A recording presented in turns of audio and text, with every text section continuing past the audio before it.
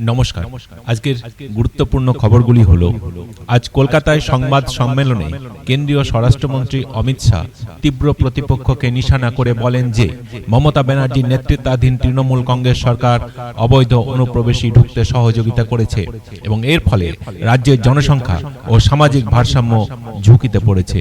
শাহ দাবি করেন যে বিজেপি 2026-এর নির্বাচনে 2/3 সংখ্যাগরিষ্ঠতা নিয়ে সরকার গঠন করবে এবং অবৈধ অনুপ্রবেশ বন্ধ করবে। তিনি আরো বলেন, বাংলা একটি শক্তিশালী সরকার চাইছে, উন্নয়ন ও গরিবের কল্যাণের পাশাপাশি কর্তৃত্ব ও নিরাপত্তাও চাইছে। এই বক্তব্যে নির্বাচনী যুদ্ধের কেন্দ্রীয় ইস্যু হিসাবে অনুপ্রবেশ ও নিরাপত্তা তুলে ধরা হয়েছে, যা ইতিমধ্যে রাজনৈতিক বিতর্কের সৃষ্টি করেছে। রাজ্যের বিভিন্ন এলাকায় শৈত্যপ্রবাহ চলছে। বিশেষ করে কলকাতা ও উত্তরবঙ্গের বিভিন্ন অঞ্চলে সকাল সন্ধ্যা তাপমাত্রা অনেকখানি নেমে এসেছে এবং ঘন কুয়াশা দেখা দিয়েছে, যা দৃষ্টিসীমা ক্ষীণ করেছে এবং বিশেষ করে চালক ও পথচারীদের জন্য বিপজ্জনক পরিস্থিতি তৈরি করেছে। কলকাতার তাপমাত্রা 13 থেকে 14 ডিগ্রি সেন্টিগ্রেড পর্যন্ত নেমে গেছে। এ সিজনের সবথেকে ঠান্ডা দিনগুলোর মধ্যে একটা, এবং কার্শিয়াং ও দার্জিলিং এর মতো পাহাড়ি অংশগুলিতে তাপমাত্রা আরও কম রেকর্ড করা হয়েছে।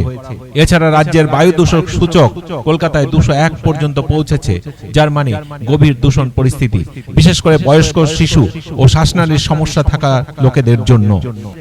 আবহাওয়া বিভাগের পূর্বাভাস অনুযায়ী এই শীত ও কুয়াশার পরিস্থিতি পরবর্তী কয়েকদিনও থাকতে পারে, তাই সকালের সময় গাড়ি চালাতে হলে অতিরিক্ত সতর্ক থাকার পরামর্শ দেওয়া হয়েছে। আন্তর্জাতিক রাজনৈতিক শোক। বাংলাদেশের প্রাক্তন প্রধানমন্ত্রী খালেদা জিয়ার মৃত্যুতে গভীর শোক প্রকাশ করেছেন পশ্চিমবঙ্গের মুখ্যমন্ত্রী মমতা ব্যানার্জি। খালেদা জিয়া ছিলেন বাংলাদেশের প্রথম নারী প্রধানমন্ত্রী এবং তার মৃত্যু সংবাদে পশ্চিমবঙ্গের মুখ্যমন্ত্রী মমতা ব্যানার্জি সামাজিক মাধ্যম ও বয়ানে শোক জ্ঞাপন করেছেন। কলকাতায় অনুষ্ঠিত 51তম জুনিয়র ন্যাশনাল কাবাডি চ্যাম্পিয়নশিপে রাজস্থান মেয়েদের দল ব্রোঞ্জ পদক জিতল। এই টুর্নামেন্টে রাজস্থান দল কঠিন খেলায় 6টি জয় ও কঠিন সেমিফাইনাল পরাজয়ের পর তৃতীয় স্থান অর্জন করেছে। এই ব্রোঞ্জ জয় পশ্চিমবঙ্গের ক্রীড়া পরিবেশকে উৎসাহ দিচ্ছে এবং ভবিষ্যতে আরও ক্রীড়া প্রতিযোগিতা অংশগ্রহণকে উজ্জীবিত করেছে। পূর্ব এশিয়ায় নতুন করে যুদ্ধের আশঙ্কা তৈরি হয়েছে। চীন এবং তাইওয়ানকে ঘিরে আন্তর্জাতিক রাজনীতিতে ফের চরম উত্তেজনা। চীন আজ তাইওয়ানের চারপাশে চালাচ্ছে তাদের এযাবৎকালের সবচেয়ে বড় সামরিক মহড়া। এই মহড়ায় অংশ নিয়েছে চীনের নৌবাহিনী, বিমান বাহিনী এবং রকেট ফোর্স। তাইওয়ানের আকাশসীমা ও জলসীমার কাছাকাছি চীনা যুদ্ধজাহাজ, যুদ্ধ বিমান এবং লাইভ ফায়ার ড্রিল পরিচালিত হচ্ছে। চীনের দাবি, এই মহড়া একটি রুটিন সামরিক অনুশীলন, কিন্তু আন্তর্জাতিক বিশ্লেষকদের মতে এটি স্পষ্টভাবে তাইওয়ান ও তার মিত্রদের জন্য একটি শক্তি প্রদর্শন ও কড়া সতর্কবার্তা। উল্লেখযোগ্যভাবে চীন তাইওয়ানকে নিজের ভূখণ্ডের অংশ বলে দাবি করে। অন্যদিকে তাইওয়ান নিজেকে একটি স্বাধীন গণতান্ত্রিক রাষ্ট্র হিসেবে প্রতিষ্ঠিত করতে চায়।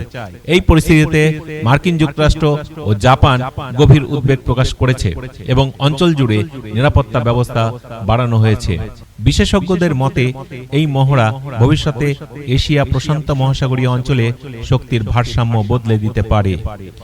নমস্কার, আজকের খবর এই পর্যন্ত। সবাই ভালো থাকবেন, সুস্থ থাকবেন।